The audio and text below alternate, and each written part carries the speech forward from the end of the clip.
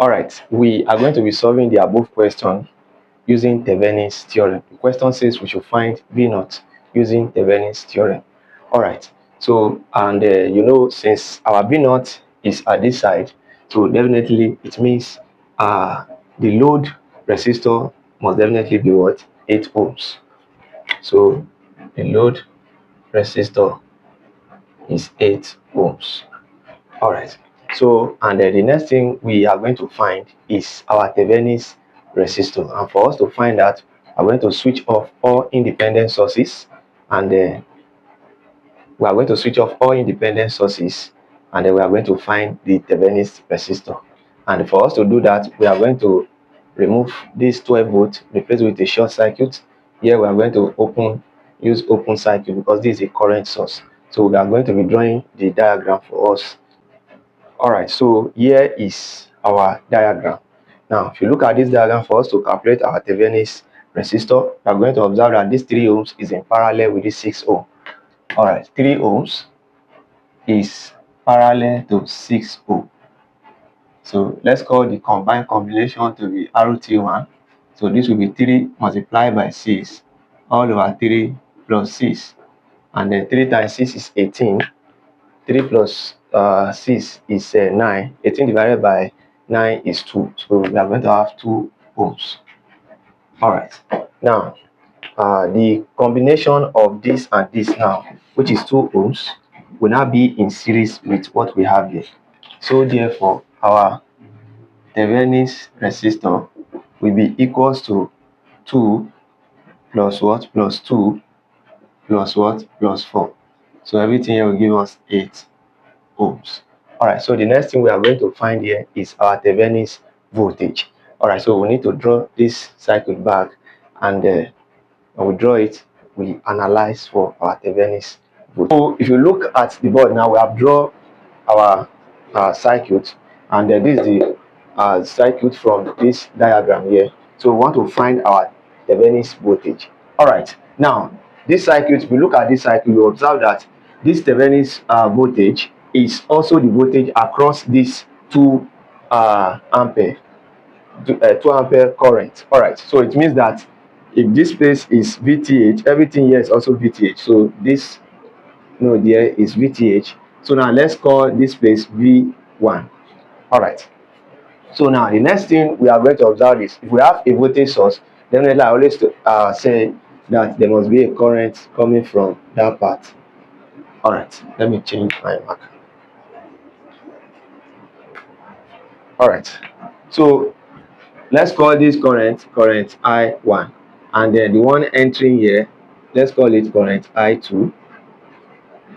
All right, so now we are going to apply KCL to this node 1, and we're also going to apply, okay, let's apply KCL first. Apply KCL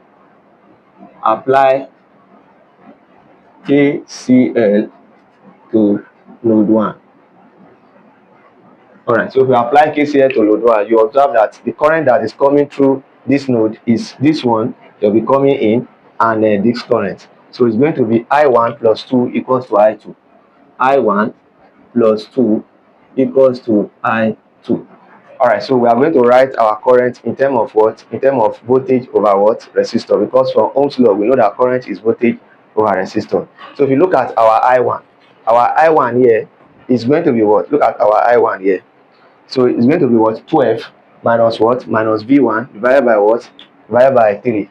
So it's going to be 12 minus V1 all over what? All over 3 plus 2 equals to I2. What is I2? So if you look at our I2 here, it's flowing along this branch. It's going to be V1 all over what? All over 6. So it's going to be V1 all over 6. All right. So if you separate this and then simplify, so let's do it. So let's break it down. 12 all over 3 minus V1 all over 3, then plus 2 equals to V1 all over 6. All right, so 12 all over 3 is 4. So I'm going to have 4 minus V1 all over 3 plus 2 equals to V1 all over 6. 4 plus 2 is 6. minus V1 all over 3 minus, we bring this here, it's going to be minus V1 all over 6. Everything equals to 0. So 6 minus 1 over 3 minus 1 over 6 is going to give us what? 0.5 minus 0.5 V1. Everything equals to 0. So if we move that to the other side, I'm going to have 6 to be equals to 0.5 V1. So if we divide both sides by 0.5, so this will divide this, then V1 will be equals to 6 divided by 0.5. It's going to give us what? It's going to give us 12. It's going to give us 12 volts. Alright. Now, if you look at something here, now if we take if we consider what we have here, if we consider this part, we can have this to be VTH minus V1 divided by 2 equals to 2. That is, if you know from Ohm's law, we said current is equals to what? Voltage all over what? All over resistance, right? All right. And we know that current 2 ampere is the one flowing through here. So we can say that current 2 will be equals to VTH minus what? Minus V1 all over what? All over 2. Alright. So, and which is the current that is flowing through this part. I hope you understand. Alright. So, if we now substitute for our V1 here, we are going to have 2 to be equals to VTH minus 12 all over what? 2. So, if we cross multiply, what are we going to have? If we cross multiply, we are going to have our VTH, that is 4, to be equals to VTH minus 12.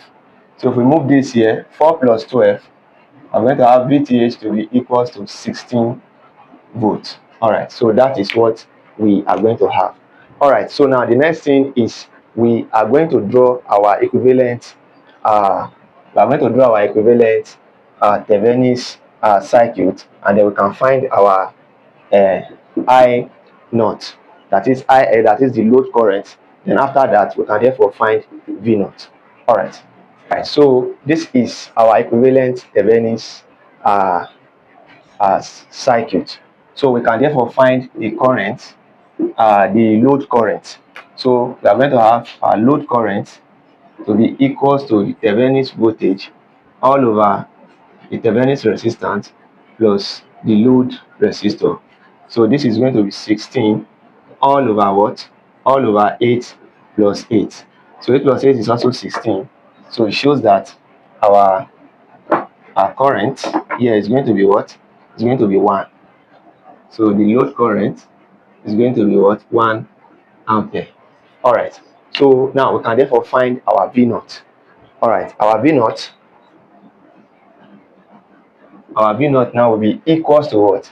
It's going to be equals to this resistor here, R, multiplied by the current, that is our load current, right? So it's going to be R multiplied by our load current, so which is what? 8 multiplied by 1, so which is going to give us 8 ohms. So this is how to go about this 8 volts. Sorry, please. All right.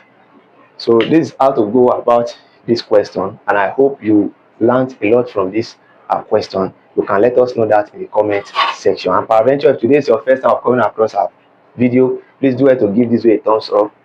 Ensure you share this lecture with your friend in other institutions and your various departments who might be in need of this. We don't keep knowledge to ourselves here, we share knowledge, and that is why you see, you come across our channel, we always solve a lot of problems across all kind of exam, GATE, FE, PE, and so on and so forth. So we are always here to help you. All right, and if you check the description of this channel, you are going to have access to our WhatsApp number and our email address.